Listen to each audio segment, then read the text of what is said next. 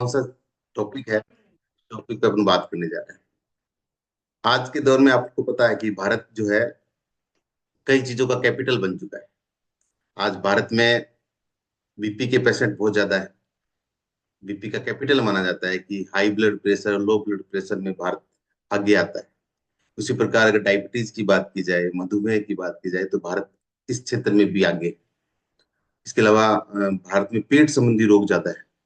पेट की जो भारत के जो लोगों का पेट बहुत खराब है, तो इससे संबंधित भी अगर बात की जाए तो भारत इस क्षेत्र में भी कैपिटल माना जाता है कि भारत की इन समस्याओं में ज्यादा ग्रसित है। और कहीं ना कहीं इसके पीछे का जो रीजन है, हर व्यक्ति जानता है कि इसके पीछे रीजन क्या है। और सभी जानते हैं, ऐसा कोई व्यक्ति नहीं है जो इस चीज को नहीं समझता है।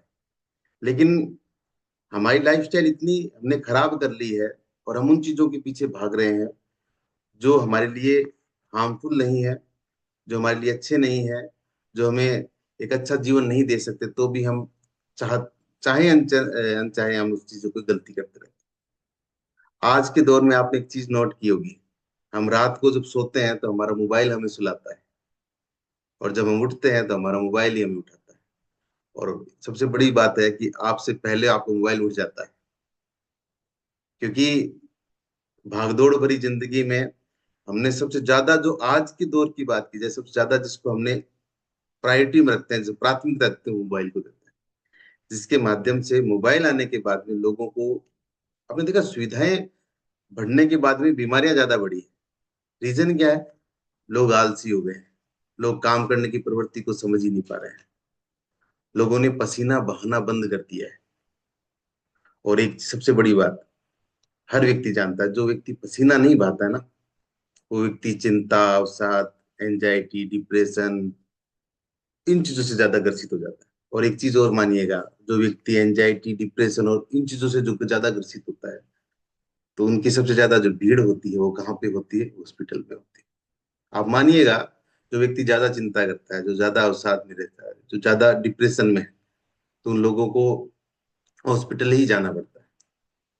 और सभी को पता है कि आप चिंता से कैसे बच सकते हैं, अवसाद से कैसे बच सकते हैं, आप एंजाइटी से कैसे बच सकते हैं। उसके लिए आपको पसीना बहाना पड़ेगा। अब एक चीज और समझनी है आज के दौर में कि जो व्यक्ति हॉस्पिटल में अगर बीमार भी पड़ जाए ना, तो हम क्या करते हैं? हम उस व्यक्ति के लिए फ्रूट्स लेके जाते हैं, उसके लिए जो हेल्दी चीजें वो लेके जाते हैं। और उसी हॉस्पिटल के सामने हम बैठ के क्या करते हैं? कचौड़ी खा रहे हैं, समोसे खा रहे हैं, है ना? हम लोगों को स्वस्थ बनाने का प्रयास कर रहे हैं और खुद उन चीजों में उलझे रहते हैं। आज बीमारी क्यों बढ़ रही है? आपको पता है कि हम जो कचौड़ी खाते हैं, जो समोसे खाते हैं, वो भी एक सबसे बड़ा कारण रहता है हमारी लाइफस्टाइल को खराब करने में। लोग डामर जैसे जो तेल होता है ना, एकदम गाढ़ा तेल होता है, उसमें तल तल के हमें वो चीजें देते हैं, हम बड़े चाव से खाते हैं, जिसके कारण समस्या बढ़ती चली जाती है। आज का जो सेशन है वो हमारा है हाइपरटेंशन पे, यानी कि उच्च रक्तचाप, हाई बीपी के लोग क्यों पेशेंट बनते जा रहे हैं। सबसे बड़ा कारण क्या है? इन चीजों को समझेंगे, हम समझेंगे कोलेस्ट्रॉल कितने प्रकार के होते हैं, किसके कारण कोलेस्ट्रॉल बढ़ते जा रहे हैं, और हम उसको कैसे निजात ला सकते हैं, और कैसे हम अपने आप को स्वस्थ बना सकते हैं। इन चीजों को समझना है। इसके हाइपरटेंशन के ऐसे कौन से कारण हैं, और ऐसे कौन से लक्षण है, और हाइपरटेंशन से कौन कौन से नुकसान हो सकते हैं, और हम लास्ट में उपाय समझेंगे, और ऐसी चीजों पे फोकस करेंगे कि हम आने वाले समय में वो चीजें हमारे लिए ज्यादा बेनिफिशियल। तो सभी नोट कर सकते हैं, और सभी इस चीज को, सेशन को आराम से सुने, क्योंकि आप लोगों के लिए बहुत इंपॉर्टेंट है। हमारे परिवार में, हमारे इर्द गिर्द काफी लोग आपको हाइपरटेंशन यानी उच्च रक्तचाप यानी हाई बीपी के आपको पेशेंट मिल जाएंगे। वो चीजों को समझना है। और सबसे बड़ा कारण, और हर व्यक्ति कारण को समझता है लेकिन उसका निवारण करना नहीं चाहता है, कि हम प्राथमिकता नहीं देते हैं। मैंने पहले भी समझाया था, जो व्यक्ति पसीना बहाता है उसको कभी भी हॉस्पिटल जाने की आवश्यकता नहीं पड़ती। ये डॉक्टर खुद कहते हैं। लेकिन आज के दौर में सबसे बड़ी समस्या है कि पसीना इसलिए नहीं बहाया जा सकता, अच्छा खाना इसलिए नहीं खाते, वो कहते हैं कि हमारे पास समय नहीं है। और अभी आपने सुबह सुबह जो एक्सरसाइज किया, आपने देखा ना, हमने क्या किया, 5:45 पे स्टार्ट किया था और 6:15 पे आपको फ्री कर दिया। सिर्फ 20 से 25 मिनट आप अपने शरीर को देते हो तो जीवन पर्यंत स्वस्थ रहते हो। और यही WHO कहता है कि आप प्रति हफ्ते में 150 मिनट आपको अपनी बॉडी पे काम करना है। आपको किसी भी प्रकार की कोई मेडिसिन आपको लेने की आवश्यकता नहीं पड़ेगी। अब हमें समझना है कि जो हाइपरटेंशन है, जो BP है, आपने देखा होगा जो नॉर्मल रेंज जो होती है इसकी, कहते हैं ना 120 और 80 के बीच में होना चाहिए ना। अगर 120 क्या होता है, एक होता है सिस्टोलिक, एक होता है डायस्टोलिक। हमारा जो हार्ट है वो पंप करता है। हार्ट जब पंप करता है तो वो हार्ट पंप के माध्यम से खून हमारी एक एक आर्टरीज, एक एक सेल्स तक पहुंचाने का काम करता है। जब हार्ट पंप करता है तो जितनी स्पीड से वो खून अपने जो भी रक्त वाहिकाओं में जाता है, उसकी जो स्पीड होती है वो 120 नॉर्मल स्पीड होती है। इसको बोलते हैं सिस्टोलिक। और दोबारा जो रेस्टिंग मोड में आता है, जो दोबारा जो उसमें हार्ट में खून बढ़ने का जो प्रवाह दोबारा जो होता है, उसकी जो नॉर्मल स्पीड है वो 80 होती है। तो ये जो स्पीड है, ये एक हर जो स्वस्थ व्यक्ति होता है उसको 120 और 80 के बीच में रहना चाहिए। अगर किसी व्यक्ति का इससे ज्यादा रेंज आ रही है, 120 से 130 के बीच आ रही है, और नीचे वाला जो डायस्टोलिक है जो 80 से ऊपर आ रहा है, 80 से 90 के बीच में आ रहा है, तो हमें समझना है कि हम प्री हाइपरटेंशन में स्थिति में पहुंचने वाले हैं। तो हमें थोड़ा सा अपने खाने पीने में सुधार करना पड़ेगा, तो लाइफस्टाइल में सुधार करना पड़ेगा। अगर इससे भी ज्यादा जा रहा है तो हमें थोड़ा और प्रयास करना है कि हमें और हेल्दी डाइट का इस्तेमाल करना पड़ेगा। हमारे डॉक्टर से सलाह ले सकते हैं। तो आपने देखा होगा कि जो भी BP के जो पेशेंट होते हैं, तो उनमें ये समस्या आती है कि कई लोगों को लक्षण भी पता नहीं चलता है। लेकिन आप सभी को पता है, जो व्यक्ति अगर हाइपरटेंशन का शिकार हो जाता है तो वो आने वाले समय में उसको हार्ट संबंधी प्रॉब्लम हो सकती है। उसको अ, उसका जो है किडनी डैमेज हो सकती है, हार्ट फेलियर की समस्या आ सकती है। ऐसी समस्या आपको देखनी पड़ती है जब BP। और हमने ये कई बार भी सुना है, आपने देखा होगा इर्द गिर्द आपको ये लोग कहते हुए सुनने मिलते हैं कि मैं पिछले 5 साल से BP की दवाई खा रहा हूँ, मैं पिछले 7 साल से दवाई खा रहा हूँ। लेकिन वो सिर्फ दवाइयां खा रहे हैं, अपने लाइफस्टाइल पे किसी प्रकार का कोई भी हेल्दी चीजों पे फोकस नहीं कर रहे हैं, जिसके कारण वो कंटिन्यू इसी चीजें पर काम नहीं कर पाते हैं। अगर आप समझिएगा, अगर जो व्यक्ति अपनी लाइफस्टाइल पे काम करेगा ना, तो धीरे धीरे वो अपने BP को भी कंट्रोल कर सकता है। तो हम ऐसे कौन से कारण है जिसके कारण से हाइपरटेंशन होती है, उस चीजों को समझना है, नोट भी कर सकते हो आप। ऐसे कौन, सबसे पहला जो कारण है, हर व्यक्ति जानता है कि हमारी जो जीवन शैली है वो खराब है। खराब जीवन शैली के कारण क्या करते हैं, कौन कौन सी चीजें, हमारा सबसे बड़ा जो समस्या आती है वो मोटापे की। आज हर व्यक्ति, पूरा इंडिया बात करें, मोटापा सबसे बड़ी समस्या है। उसके कारण आपका कोलेस्ट्रॉल हाई रहता है, उसके कारण आपको डिप्रेशन जैसी समस्या रहती है, उसके कारण आपको जो नॉर्मल पेट संबंधी, जो पाचन संबंधी बीमारियां हैं वो स्टार्ट हो जाती है। तो ये सबसे बड़ा कारण है। तो सबसे बड़ा कारण जो है वो आपकी खराब जीवन शैली, और दूसरा मोटापा सबसे बड़ा कारण है।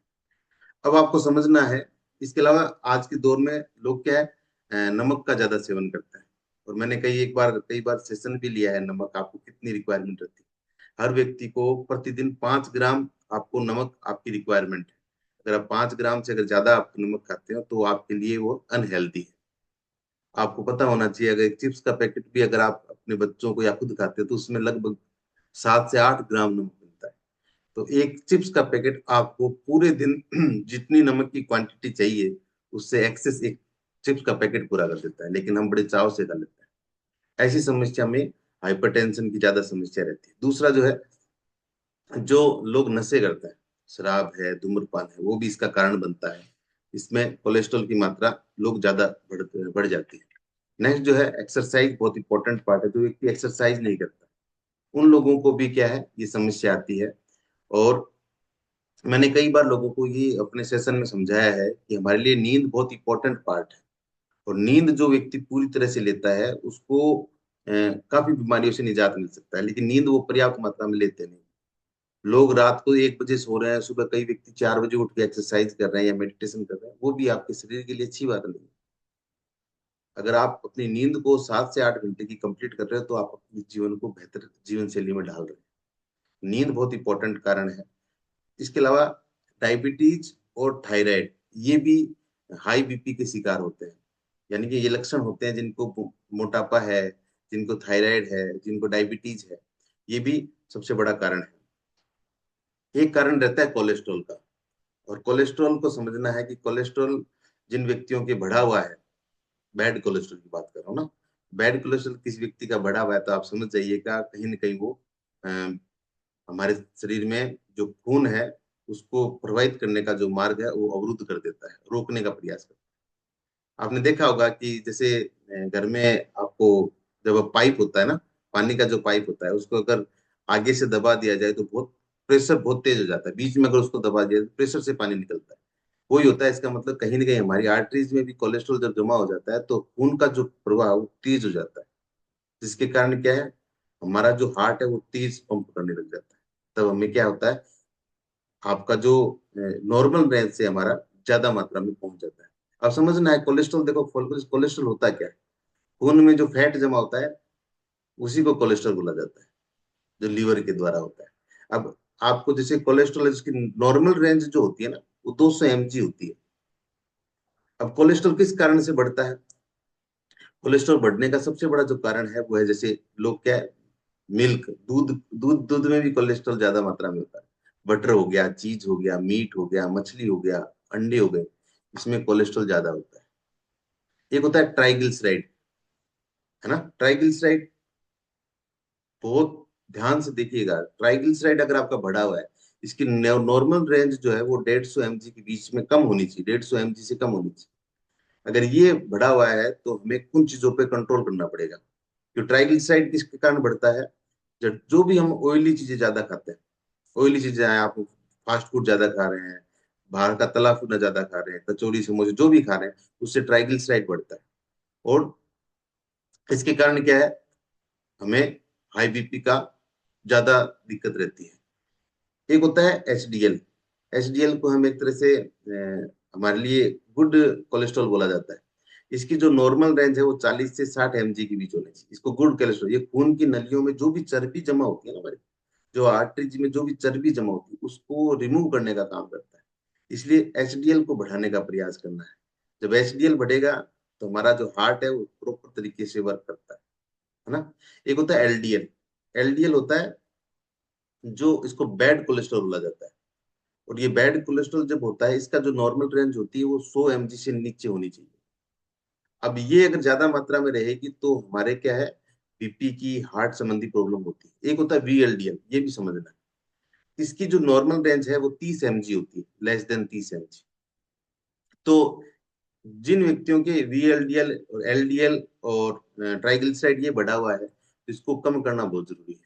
और इसके सबसे बड़े कारण क्या है, हम सबसे बड़ा कारण किसको मानते हैं, एक तो लोग डालडा घी खाते हैं। जो व्यक्ति वनस्पति घी का ज्यादा सेवन करता है उसमें आपको ट्राइग्लिसराइड ज्यादा मिलेगा, एलडीएल की मात्रा ज्यादा मिलेगी, वीएलडीएल को मात्रा ज्यादा मिलेगी। अब ये मात्रा जब ज्यादा लेंगे तो हमारे लिए, हमारे हार्ट को जोर आएगा, हमारे हार्ट पहुंचाने में इसको दिक्कत रहेगी, और हार्ट संबंधी प्रॉब्लम होती है, बीपी जैसी संबंधी होती है। और आज के दौर में रिफाइंड ऑयल का इस्तेमाल ज्यादा करते हैं लोग, रिफाइंड ऑयल और double refined, triple refined oil का। आपको ऑयल हमेशा फिल्टर का इस्तेमाल करना है। अगर आप फिल्टर ऑयल खाते हो तो आपके लिए बेनिफिशियल है। और मैं कई बार लोगों को समझाता भी हूँ, कहता भी हूँ, तेल जितना गाढ़ा होता है उतना अच्छा होता है आपके हार्ट के लिए, आपके आर्टरीज के लिए। आपको बीपी को कंट्रोल करना है, तेल जितना गाढ़ा होता है वो अच्छा होता है, और दूध जितना पतला होता है वो अच्छा होता है।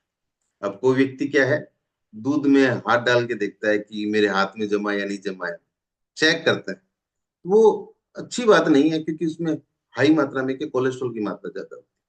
तो दूध जितना पतला होता है वो ज्यादा फायदेमंद रहता है, और तेल जितना गाढ़ा होता है वो ज्यादा फायदेमंद होता है। जैसे आपने सरसों का तेल, जो लोग क्या फिल्टर सीधा सरसों को पिसा के आपका इस्तेमाल करते हैं, वो भी अच्छी बात है।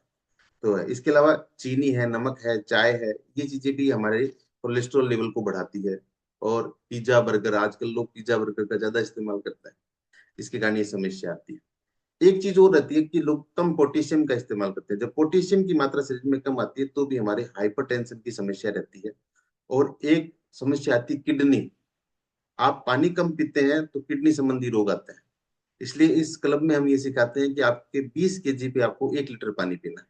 जब आप 1 लीटर पानी पीते हैं तो आप किडनी अच्छे से उस पानी को फिल्टर करती है। आप ये मानिएगा, जब भी आप वॉशरूम जाते हैं, टॉयलेट करते हैं, टॉयलेट कुछ ना कुछ चीजें लेके आएगा साथ में। आपके शरीर में जो भी विषाक्त पदार्थ है वो बाहर निकालेगा। जो विषाक्त पदार्थ बाहर निकलेंगे तो आपकी बीपी कंट्रोल में रहती है।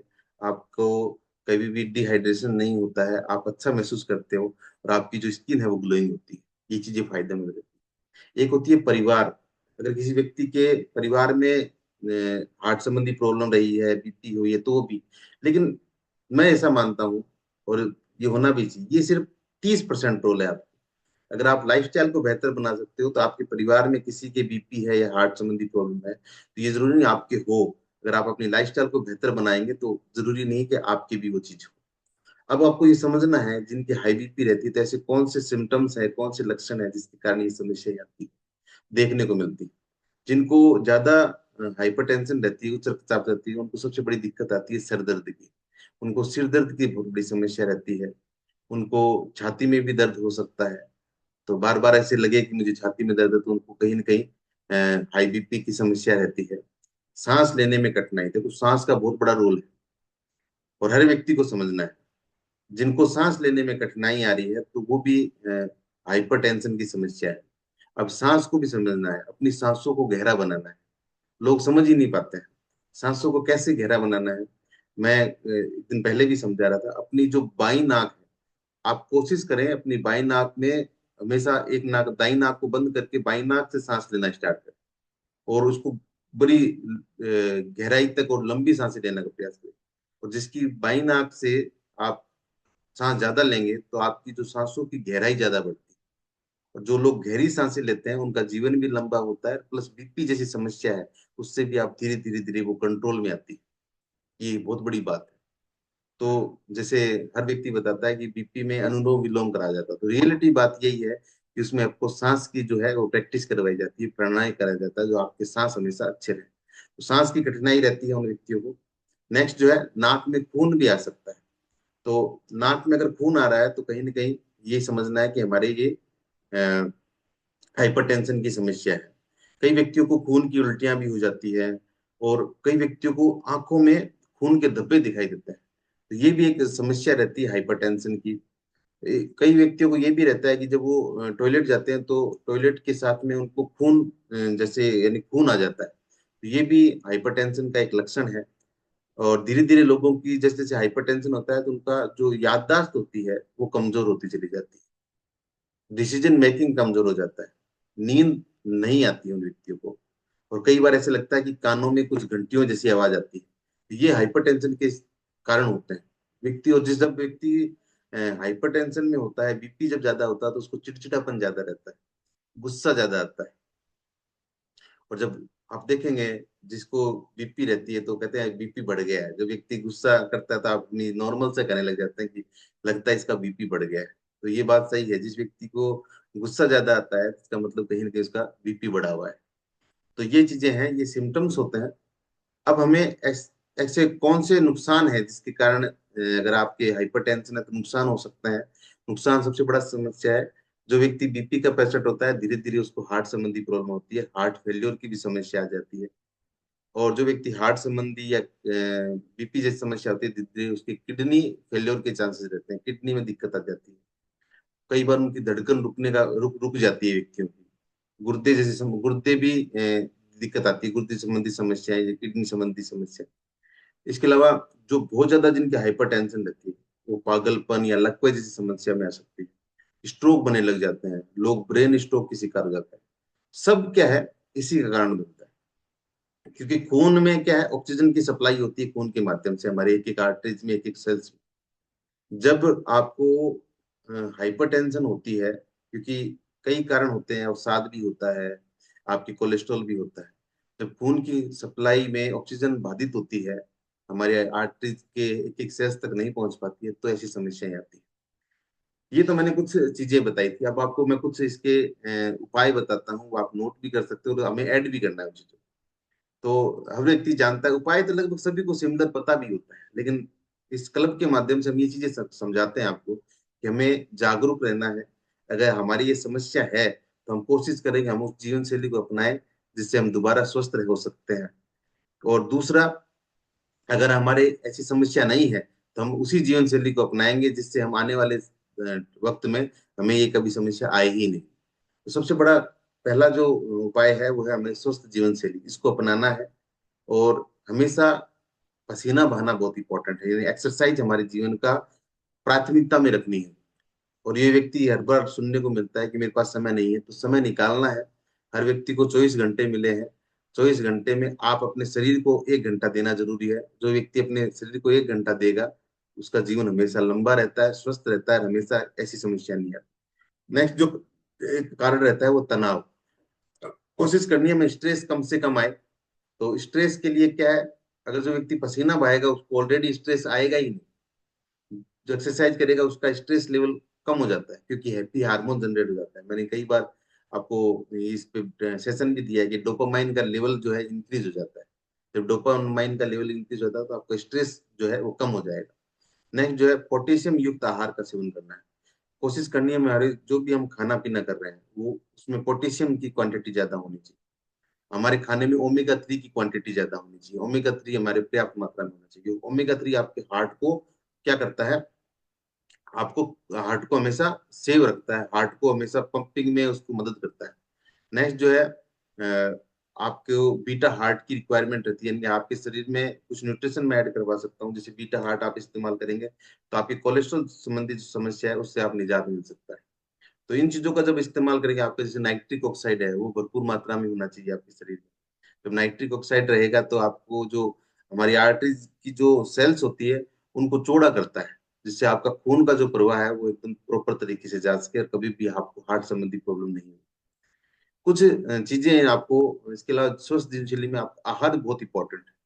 लोग डाइट को अच्छे से फॉलो नहीं करते, इसके कारण ये समस्या आती है। अपनी डाइट को अपने कोच की गाइड में रहते हुए फॉलो करना है, तो आपको इन समस्याओं से निजात मिल सकता है। कुछ जैसे अपने खाने पीने में आप कुछ चीजें और ऐड कर सकते हो। जो संतरा खाना चाहिए व्यक्ति को, संतरा हो गया, नींबू हो गया, ये आपकी डाइट में होना चाहिए। कीवी, गाजर, टमाटर और पत्तेदार जो सब्जियां हैं वो आपको हमेशा क्या करती है, एनर्जेटिक रखती है। और कोलेस्ट्रॉल और आपकी और जो नॉर्मल समस्या है उसको भी, और दूसरी सबसे बड़ी बात है आपके पाचन को मजबूत बनाती है। हमने अगर बात करें ब्रोकली ना, ब्रोकली जैसे गोभी की टाइप की लगती है, फूल गोभी के टाइप, वो भी आप अपनी डाइट में इस्तेमाल कर सकते हो। उसमें भी क्या है, पोटेशियम की मात्रा रहती है, आपके जो है बीपी को कंट्रोल करने में उसका सबसे बड़ा रोल रहता है। इसके अलावा अभी देखो मटर आए हुए थे, फलियां आई हुई थी, इनका इस्तेमाल करना चाहिए। दही है। इसके अलावा ये चीजें भी हमारे लिए इंपॉर्टेंट है। अजवाइन आपके डेली डाइट में आनी चाहिए, काली मिर्च होनी चाहिए, तुलसी, प्याज, इनका डेली इस्तेमाल करना है। और कोशिश करें तेल तेल कोशिश करें हमें रिफाइंड तेल का इस्तेमाल नहीं करना है। कोशिश करें आप फिल्टर तेल का इस्तेमाल करें। आप सरसों का तेल खा सकते हैं, आप मूंगफली का तेल खा सकते हैं। तो इन चीजों का जब आप तेल खाएंगे तो तेल की क्वांटिटी भी कम है। ऐसा नहीं है आप सरसों का तेल खा रहे हैं लेकिन उसकी क्वांटिटी ज्यादा बढ़ा दी, तो वो आपके लिए अच्छी बात नहीं है। सर, तेल हमेशा कम लेना चाहिए। सब्जी में तेल जितना आप कम डालेंगे आपके लिए ज्यादा स्वस्थ रहता है। ये बहुत इंपॉर्टेंट पार्ट है हमारे लिए। तो इन चीजों का हमें डेली यूजेज आपको बेहतर तरीके से करना है। तो तेल का मैंने बताया, तो फिल्टर तेल का इस्तेमाल करना है। और तेल जो है आपका चेंज होना चाहिए, यानी कि 5-6 महीने मैंने सरसों का तेल खा लिया तो 5-6 महीने मुझे अब मूंगफली का तेल खाना है। तो ये जब आप डाइट में चेंज करेंगे तो आपको बेहतर और अच्छे वाले परिणाम मिलता है। और आपका बीपी भी नॉर्मल रहेगा, आप हमेशा स्वस्थ रहेंगे और हमेशा खुश रहेंगे।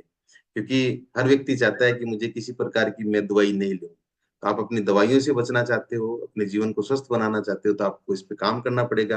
आपको कोच की गाइड में रहना पड़ेगा। तो आप जैसे जैसे इन चीजों को इस्तेमाल करोगे तो आपको बेहतर और शानदार जीवन मिलेगा। Thank you so much.